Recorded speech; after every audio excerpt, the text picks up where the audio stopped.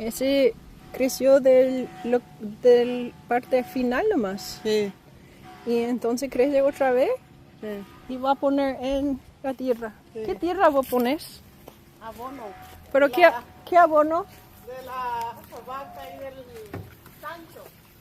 Ah, del chancho también. Y de las hojas. Y es bueno, así no desperdices tu cebollín. Se crece otra vez. Lo mío, si pongo directo en el suelo, mueren. Pero vos estás creciéndole en su agua primero, ¿verdad? Sí. Y después cuando son grandes vos pones acá. Así mismo. Entiendo. Qué lindo.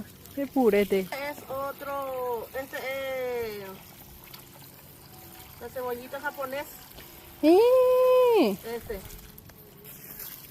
que cuando ya no es su época, se queda bajo la tierra su semillita. Semillita. O sea, ella naturalmente quiere dar otra vez. Sí, y cuando es su época brota otra vez.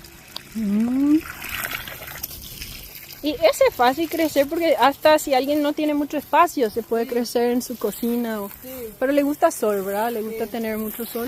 Hay que darle un poco de sol. Un poco, no mucho para quemarle. Sí. ¿Qué vos haces cuando hace mucho calor? Y generalmente se muere todo lo que no. Hay que tener sombra, por ejemplo. Y Entiendo. ese es el lazo en hoja. Sí. Y dale like a este video y suscríbete para que juntos podamos seguir aprendiendo de las sabidurías guaraní y el poder paraguayo. Nos vemos el próximo. Chayo Tupa Bebé.